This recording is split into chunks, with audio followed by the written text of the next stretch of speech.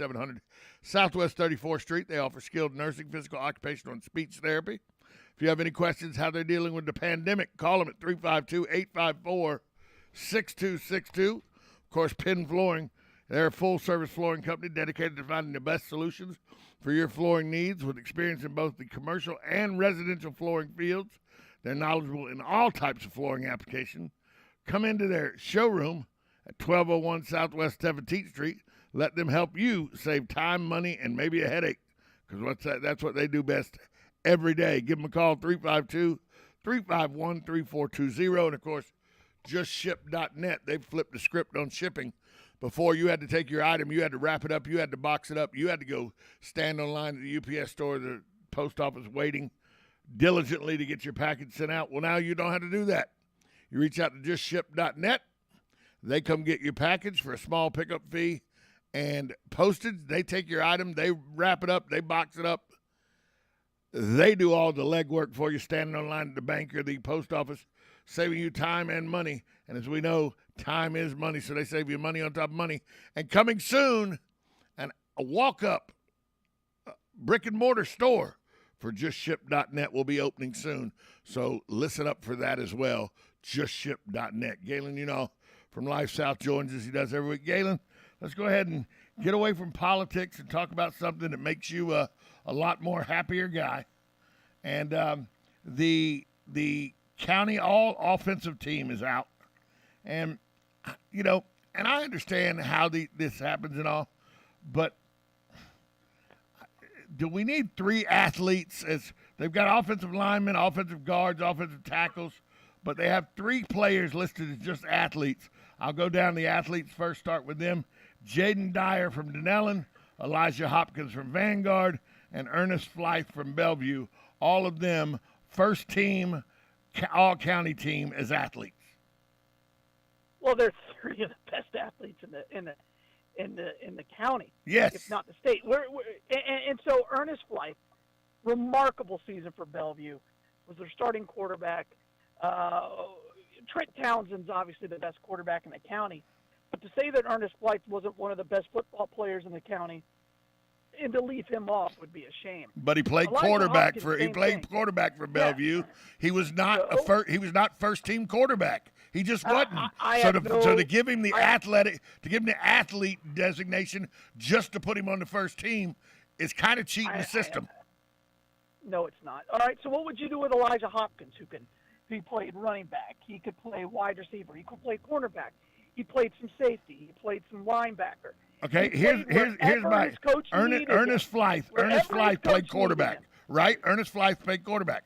So he doesn't make first team. He's the second team quarterback.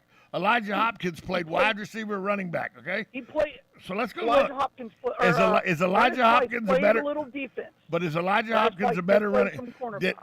Is Elijah Hopkins a better running back than DeWitt Batterson, or a better running back than Eugene Reed? I think he's better than Eugene Reed. Well, then Eugene Reed shouldn't be a first-team running back. Elijah Hopkins should be. But if I may, because I saw both of them play a lot, Eugene Reed got a whole for the Bellevue Rattlers, got a lot of carries. Elijah 93 Hopkins carries playing behind Betterson, who could arguably be one of the best running backs to come out of the county in quite a few years. That's a loaded backfield at Vanguard.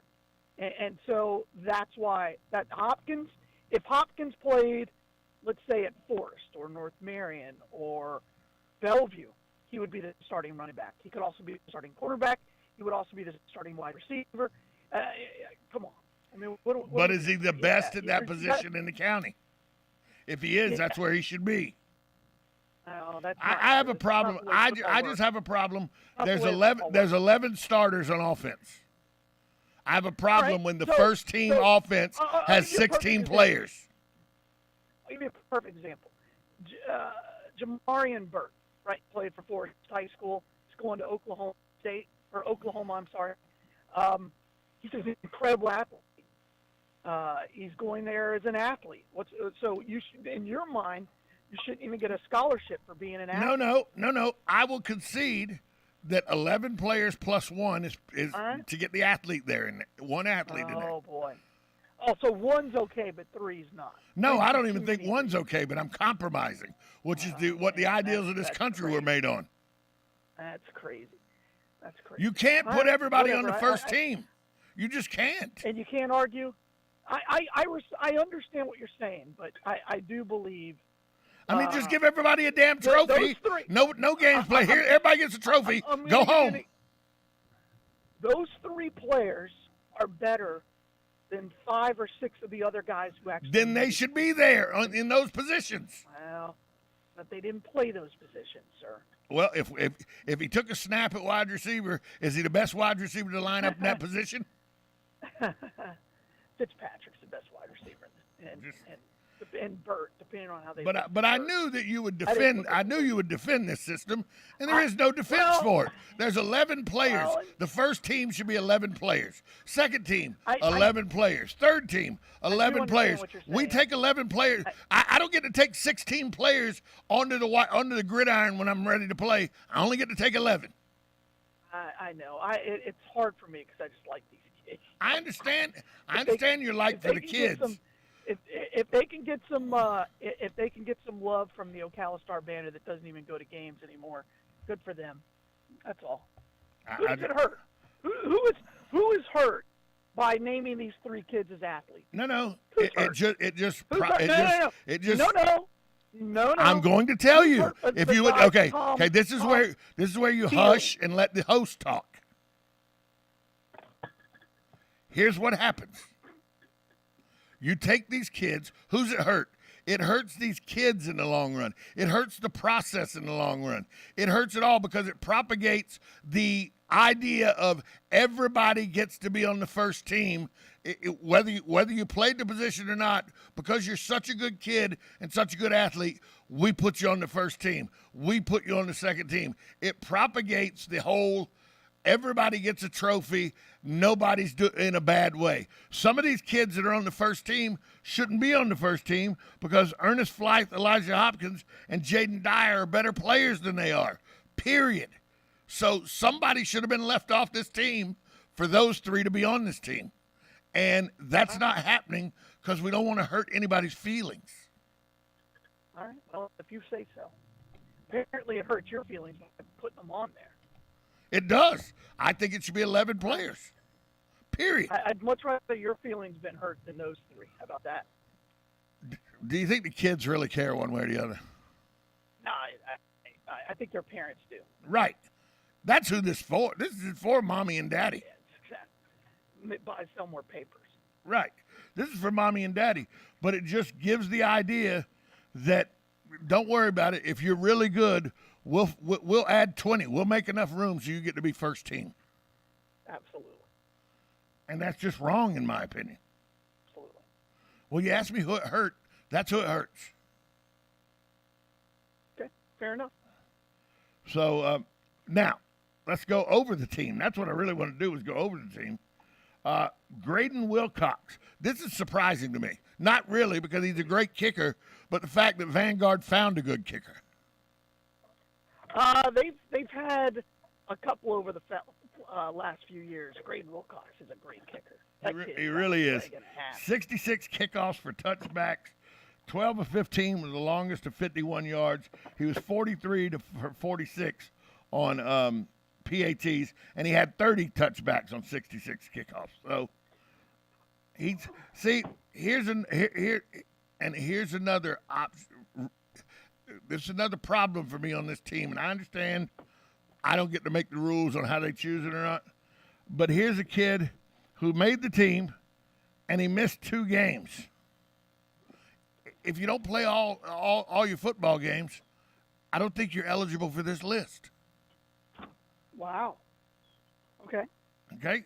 So the offensive line consists of Caden Richardson, Lyndon Wallace, Jalen Johnson, William Cotney, and Tommy Kinsler. Yep. Well, he's a kid I know really well. That kid's just talented. And then you got all the kids from a lot of kids from Trinity on there as well. Yeah, no problem with that list. The Westport kid's really good too. He had 25. Yeah, Cotney. Yeah, Cotney. He graded out as for his career at Westport. His grade for his career 93%. When you're in the 90 percentile as an offensive lineman, as your offensive lineman grade for your career in high school, you're pretty good. You're pretty good. He's got another year. Well, yeah, he's a senior now. He's an incoming senior. No, according to this, he's either incoming senior or he was a senior because they got senior next to his name. So according to this, he's a senior this year. Let's see. Yeah, I think you're right. I think he's a senior. This year. You're right. Tight end, Leonard. He and my son, I've coached him. He and my son played together for years. So tight end, another kid. Family. I love the Cotties. Tight end, another kid I know you probably know real well, Leonard Hill from Westport. Leonard, excuse me. Leonard, my apologies. He is a junior, had 26 receptions for 387 yards last year. They list him as a tight end, Tom. He's a wide receiver. Right. And a defensive end. He's already transferred to Vanguard for next year. Huh. See, there you go with the transfer thing. Wide receivers on the first all-county team, L.J. Fitzpatrick, Chris Foster, and Amarian Dudley. Well, Amarian Dudley should definitely be there. Fitzpatrick, I've talked about him for years. Great kid. I'm not sure about the third one. He did Chris Foster for North Marion, senior with 45 catches, 700 yards, 9 touchdowns. Not sure about that one. Running backs. And again, yep. North Marion had to get there, but that's a tough one. Running backs, DeWitt Betterson from Vanguard and Eugene Reed from Bellevue. And again, Eugene Reed, just a powerful runner. I think DeWitt Betterson, he's just special, man. His dad played at D1. You just see him. When he was a freshman, he was just running over people, and he's getting stronger and faster. And he's just a junior. So, no, really according to this, he's a senior. He's a senior. I'm sorry, he's a senior. Yeah. So, again, he's got a bright future in front of him. And then, of course, the all-county first-team quarterback and player of the year, offensive player of the year, Trent Townsend, the senior out of Denellen at quarterback. Yeah, and again, another great kid. He's maybe a better baseball player than football player. He doesn't have any offers to play college football. He's been the same size since he was like in 6th grade. Won a national championship twice for your favorite youth football league, Pop Warner. And again, he's a really special talent. And it'll be interesting to see what he does at the next level. I think he'll end up playing baseball in college. I would like to say that I don't know what it's like to be the same size since the 6th grade. But in the 6th grade, I was 5'9", 178 pounds. I'm now 5'10", 300 pounds. I kind of know. Sure. You know, and I had coaches going, "Oh, he's going to be a monster. Oh my God, this kid's going to be huge." I'm like, my dad's 5'7", my mom's 5'6". Relax, tough guys. Relax. You've seen the growth spurt. That's about it. But do you see any glaring people that were left off that team of 16?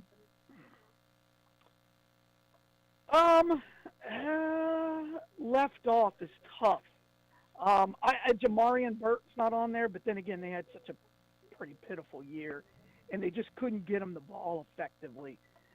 For a guy that talented, to not get 20 to 25 touches a game is rough, and they just couldn't get him the ball enough.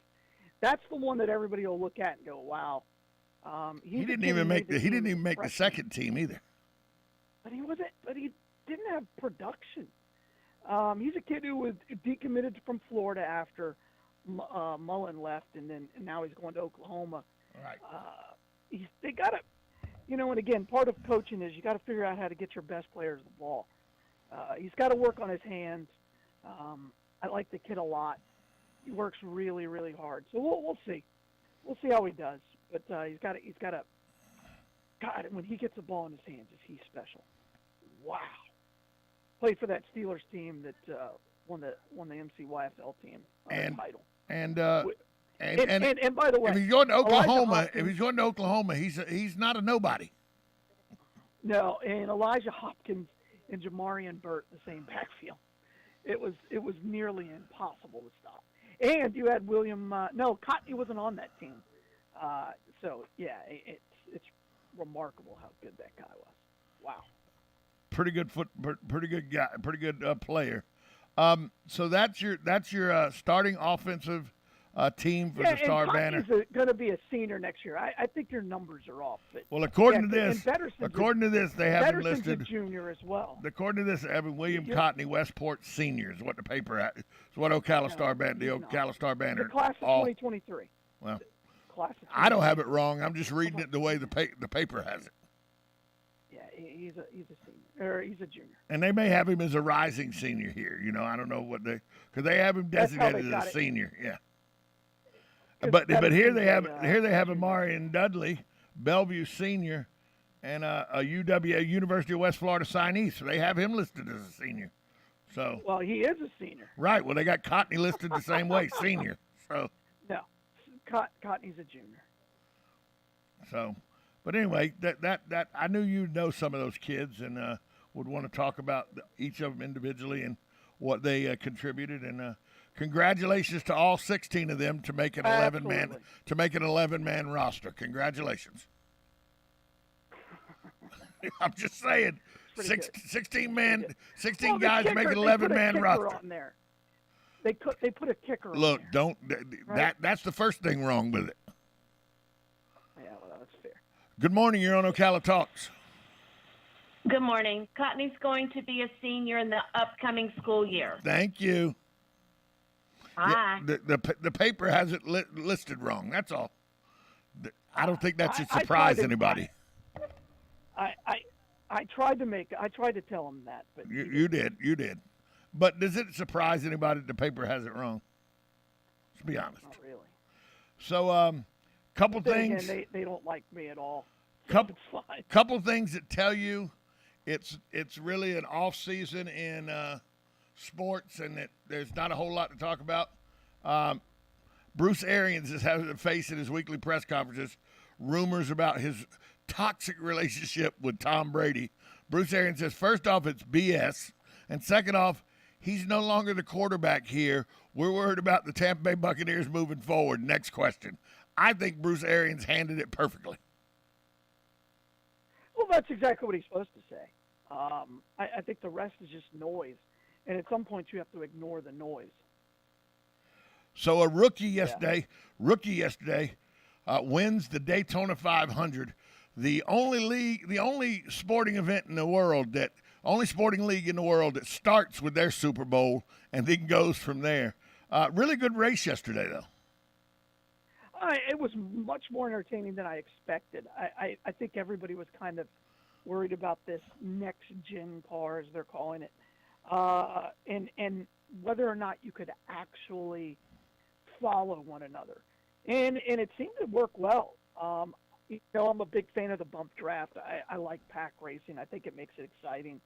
And again, you saw that there was a couple of big crashes. I didn't know that. I didn't necessarily need Kozlowski to cause a wreck early in the race.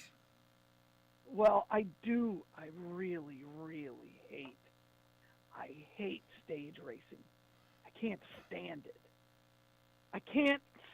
it. They need to get rid of it. It's a 500-mile race, and then they throw these cautions after every stage, right? And that becomes such a big part of the strategy.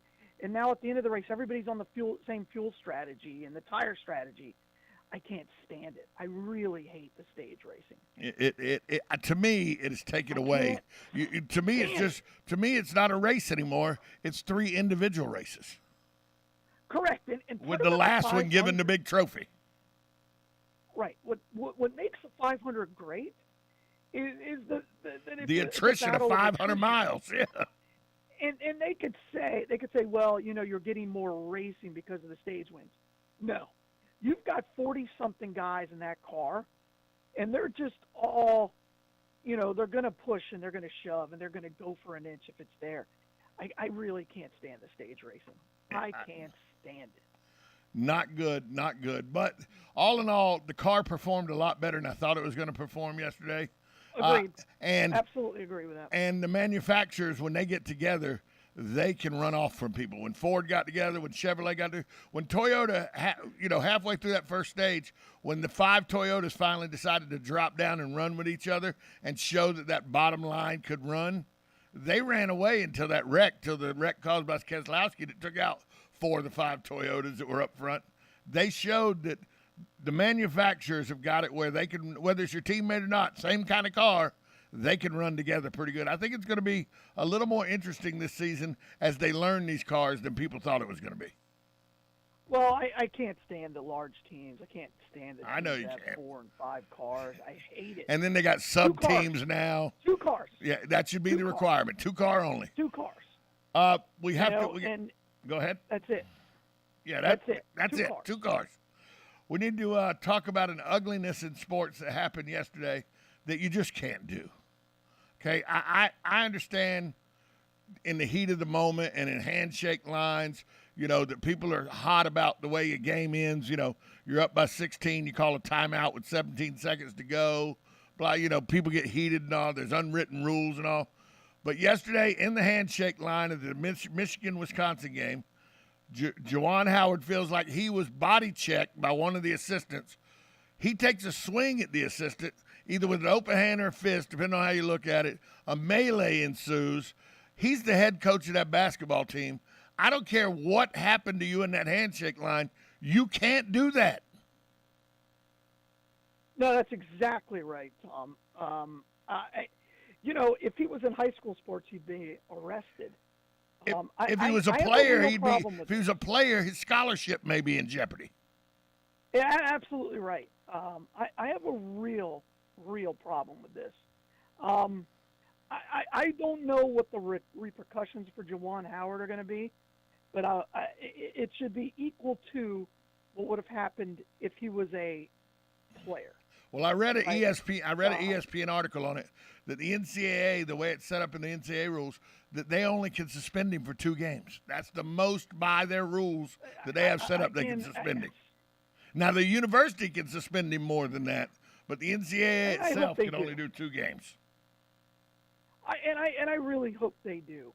I'm sincere about this. I think what he did was pretty terrible, absolutely terrible. So some guy last night on Twitter goes, well, at least he didn't throw a chair on the floor. That chair didn't hit anybody that Bobby Knight threw on the floor. No. And again, you look at what it did to his career. Yeah. He never really recovered from that. No. But he put his hands around a kid's throat. They fired him. Juwan Howard, he punched or slapped, depending on who you want to listen to, an assistant coach from another team. I don't like it. And they say, he shouldn't be fired. He was accosted first. I don't care who was accosted first. I don't care. You wouldn't say that if he was a player. You'd apologize. No. Or you'd do the complete opposite. It was an ugly moment that I went, are you kidding? Did I just it was kind of like, the fight that happened in the NBA game where they went in the stands and all, and I went, did I just see that? That's what I was like yesterday. Did I just see that? Hey, Galen, what I want to see right now is where's the Bloodmobile today? Hey, today the Bloodmobile is at the Walmart out in the shore, so come see us there. But as always, get out there, give the gift of life, and donate blood. And you can talk whenever you want, whether I'm the host or not. I just, Love it. You know how That's I am. funny. You know how I am. I know. We'll talk to you tomorrow. Talk whenever I'm on, too. Well, there you go. We'll talk to you tomorrow. All right, bye, all. Galen from Life South. We'll be right back after this timeout. You're listening to Ocala Talks on WOCA. The Source. USA Radio News with Lance Pry. Sunday night, the White House confirmed President Biden has agreed in principle to hold a summit with Russian leader Vladimir Putin, provided Russia does not invade Ukraine. French President Emmanuel Macron has invited Vladimir Putin and Biden to attend a summit at de-escalating the Ukraine crisis. Details will be ironed out on Thursday.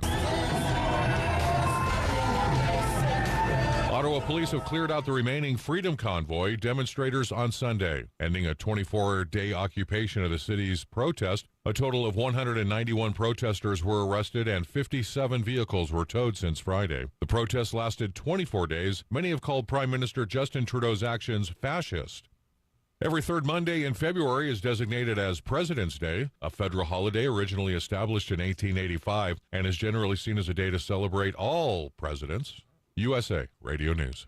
Fever is a potential sign of COVID or the flu, and the Exergen temporal scanner thermometer has been proven accurate with more than 100 clinical studies. Be vigilant and seek medical advice at the first sign of fever. Be accurate with Exergen. Exergen temporal scanners, available at Walmart and other fine retailers. Learn more at Exergen.com. That's EXERGEN.com. Exergen is changing the way the world takes temperature.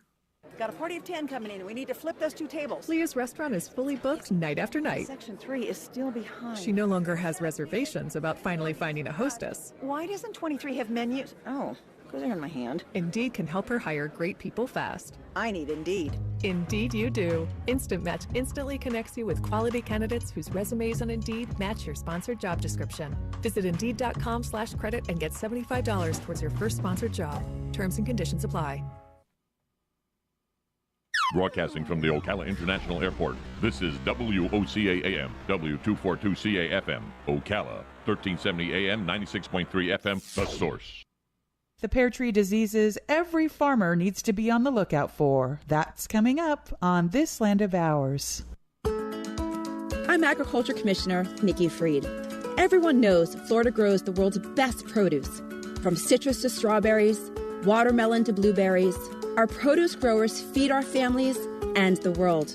With over $125 million in annual revenue for growers, the Fresh from Florida program helps Florida farmers stay competitive in a tough marketplace.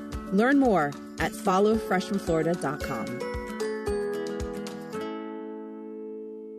The 5th Annual Georgia Citrus Association Conference takes place on February 28th in Tifton. Hosted by the Georgia Citrus Association, the conference is the perfect place for growers to get the latest on crop insurance, food safety, regenerative farming, organic growing, nutrition, winter protection, and new citrus varieties. The Georgia Citrus Association is growing, and now is the time to become involved. Tickets are $50 if you pre-register and $60 at the door. Limited vendor space and sponsorships are available. Visit georgiacitrusassociation.org to register today.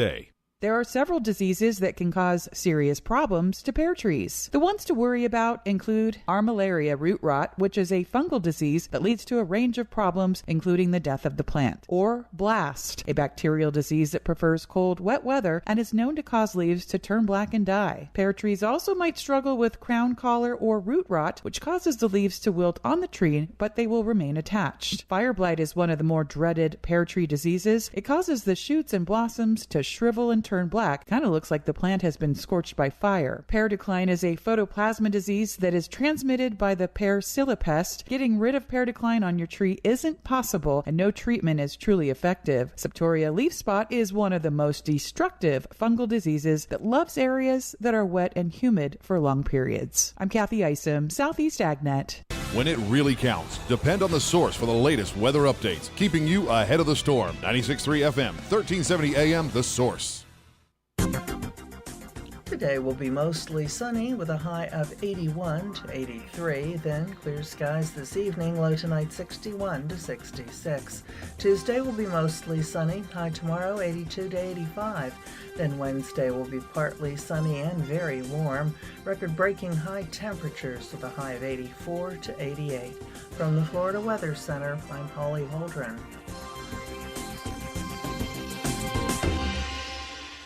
You know what you want to do in retirement, but do you know how to get there? Join Gary and Don Crawford of Pinnacle Retirement Advisors for Retirement with Pinnacle, Saturday mornings at 9 to get answers to your retirement planning questions. Plan today so you can do the things you've always dreamt about doing in retirement. Don't miss Retirement with Pinnacle with Gary and Don Crawford, Saturday mornings at 9. Firm offers insurance services. Investment advisory services offered only by duly registered individuals through AE Wealth Management, LLC.